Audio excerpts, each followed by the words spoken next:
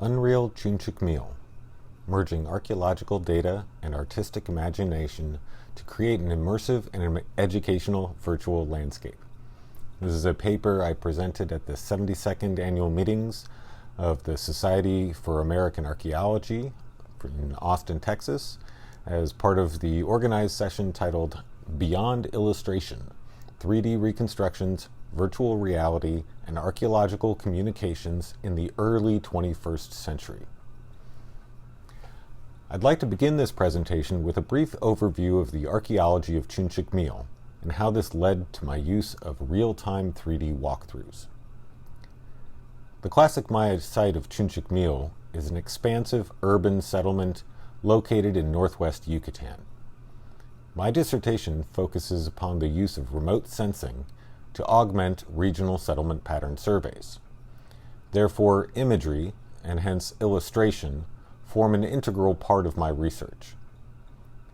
Multispectral satellite imagery, for instance, such as the Landsat scene shown here, highlights Chunchucmil's location within a narrow band of semi-desertic scrub forest, sandwiched between the coastal wetlands and the taller, more mature forests of the interior. The arid climate of Chunchucmil, combined with forest fires and modern deforestation, have allowed researchers to use various remotely sensed data sets to view and analyze the archaeological site from high above. Here you see aerial photographs taken in the 1970s, showing a quadrangular pyramid complex and a network of stone-lined paths that typify settlement patterns within the site. Luckily, the dearth of leafy vegetation and the general lack of soils have allowed our archaeological project to map the distribution of surface features in great detail.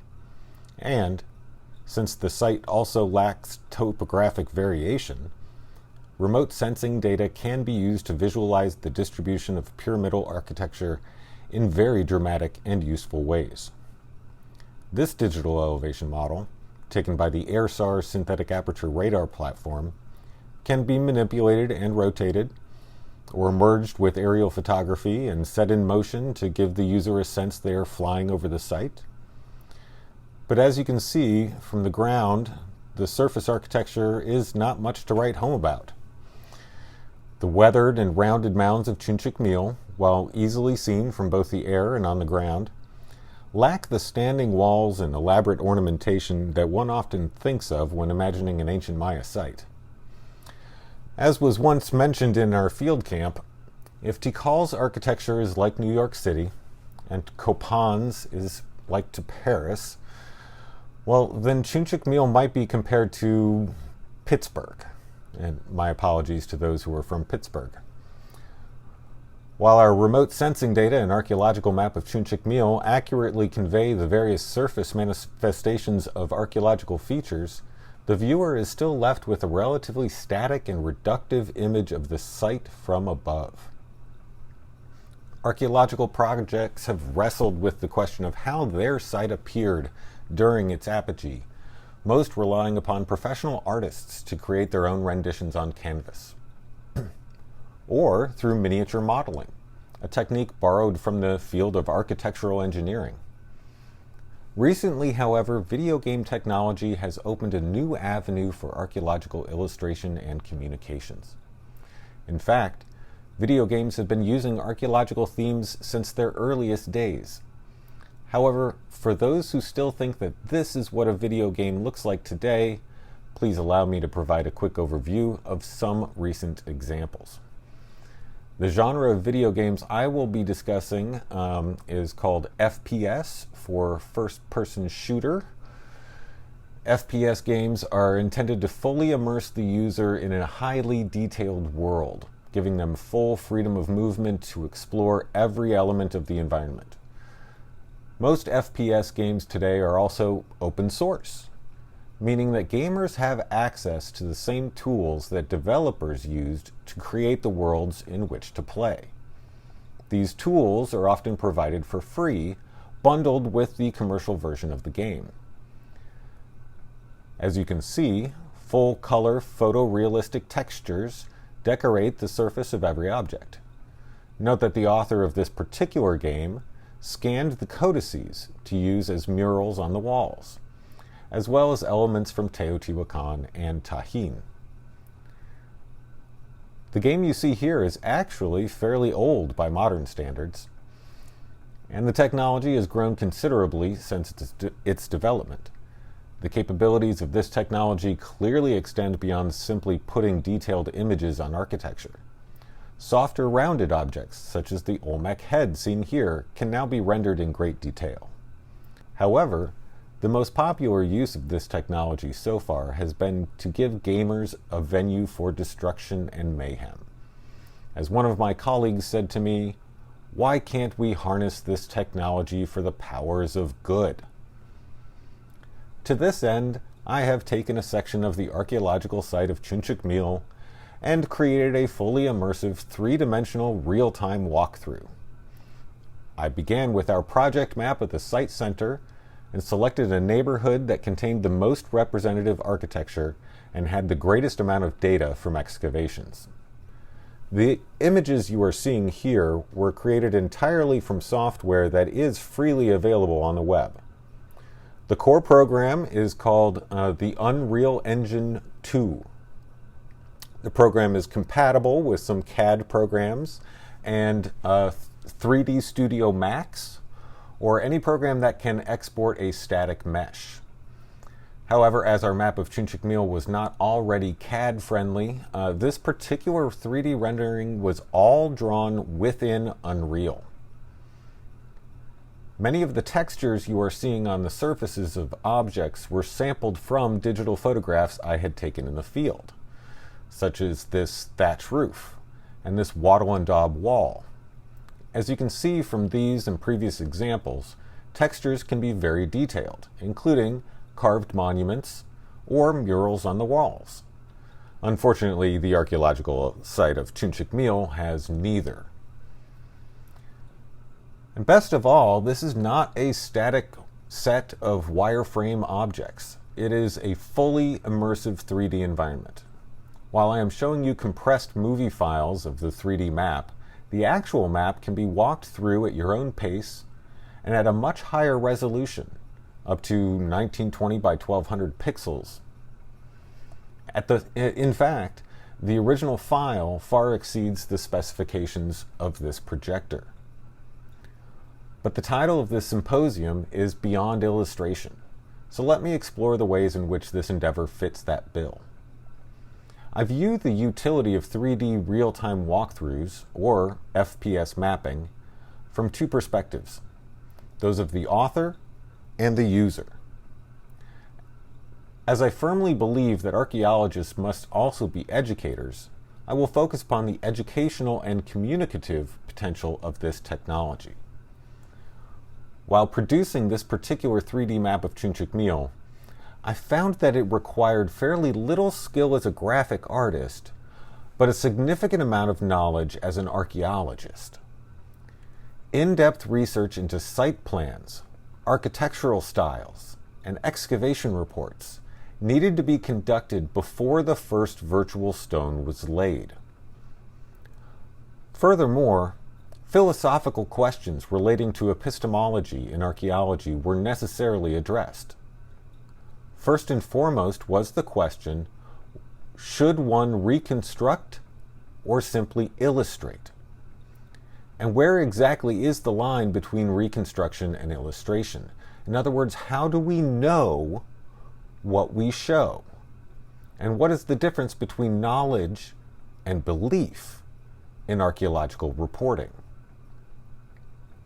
For example, where our archaeological project excavated a long, low stone platform at Chunchucmil, which was once surfaced with a stucco floor, our project has debated whether this platform once supported a superstructure or not. I decided to place a perishable structure on top, including wattle and daub walls and a peaked thatch roof made of palm fronds. However, this was an inference, not necessarily represented by direct archaeological evidence from Chunchucmil.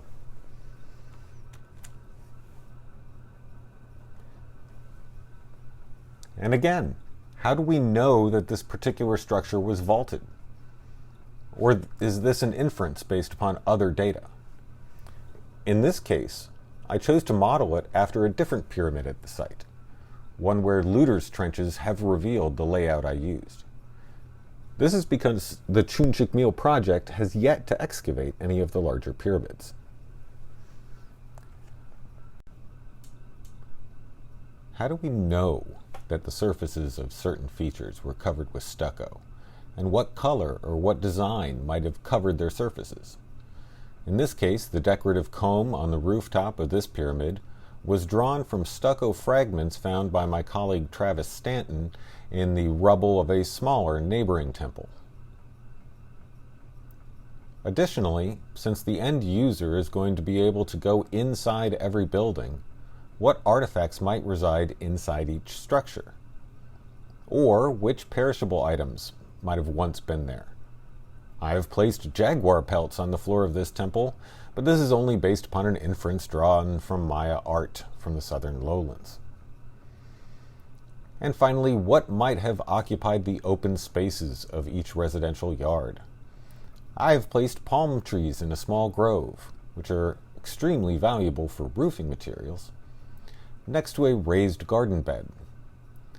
These garden beds are known ethnographically as a traditional Yucatecan trait, but we do not have direct evidence of their use during the 5th century at Chunchucmil, other than peaks in phosphates indicating some dooryard gardening and fertilizing.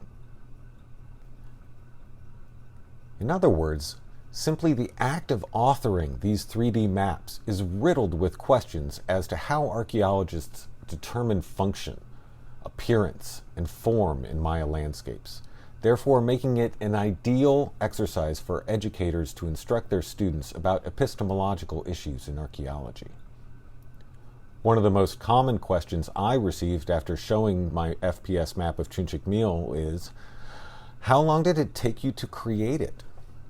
Unfortunately, I cannot answer that, as it was created over many evenings in my hammock through a couple years of field work, and I did not log my hours. So I tested my mapping speed and created this model of the Temple of the Inscriptions while timing my progress.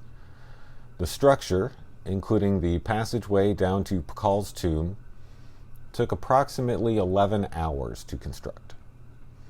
As you can see, in this case, I decided to model only what art and architecture exists today, including modern photographs of the stucco piers that adorned the front facade.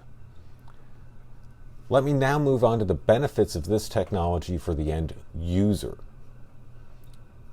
Most importantly, FPS maps provide a rich environment for experiential or exploratory learning. I envision a more polished version of my Unreal Chunchucmil map to include more information about each structure, possibly in the form of signposts, such as those placed in front of architecture at reconstructed sites in Mexico. Or the Unreal Engine is capable of high-quality audio files that activate when a user approaches an area, much like modern museums provide in their audio tours of a gallery. Such audio files could contain brief summaries of what the archaeologists found during the excavations. For those interested in seeing excellent examples of this type of exploratory learning program, I highly recommend these older resources. The first is MayaQuest, a CD-ROM published by the same company that created the original classic Oregon Trail. It provides a QuickTime walkthrough of many of the Maya area's most spectacular ruins and contains a challenge mode that asks students to find particular features as fast as they can within a certain time limit, making learning both productive and fun. The second is the Seren Web resource. It's a shockwave walkthrough of the village site of Seren, which includes digital models of where each artifact was found within the residential structures. And these are then hyperlinked to the archaeologist's actual artifact database, giving the user the exact dimensions and specifications of each artifact. However, the FPS genre has an additional advantage of being able to go beyond reality and create elements that would be impossible in real life. To illustrate this, I built a fictional museum that the user can only get to by jumping onto Pakal's sarcophagus. This teleports the user into the museum, providing additional information on the structure they just left. FPS games also provide online interactivity.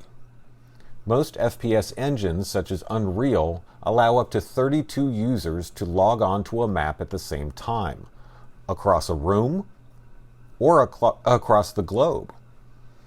For example, an instructor could load the map on a single workstation in a school's computer lab and have students walk through the site together. Or the map could be loaded on an open internet server so that individuals from anywhere in the world could meet up together who share their interest in the ancient Maya. An excellent example of this technology in action is the virtual world called Second Life. Our colleague David Pentecost has created such a meeting place he calls Xibalba. There you can climb his rendition of the Temple of the Inscriptions, and then enter a virtual museum where enlarged versions of Maya polychrome vessels are on display using the wonderful rollout photographs by Justin Kerr. Each vessel is then hyperlinked to the Kerr database, providing detailed information and a web address for further research. Each time I have visited David's Xibalba, I have encountered many people, some from as far away as London, who were there to learn about the ancient Maya. In conclusion, I would like to encourage students and educators to consider using some of this technology in their classrooms. Most of you who teach in undergraduate institutions will likely have at least one or two students who already know how to build FPS maps for gaming. By allowing them to create such an archaeological map as a class project or a final paper, you would be targeting core educational goals, such as requisite library research, critical thinking and decision-making, and presentation skills. Alternatively, those of you who work at institutions that include computer design classes should consider teaming up with the computer design professors and having your archaeology students work in tandem with students who are learning to design 3D environments. The cooperative learning potential would be significant, and the results would be even more impressive. They would also be adding to the growing corpus of digital resources, allowing others around the globe the benefits of experiential learning in an immersive and educational virtual landscape. Thank you.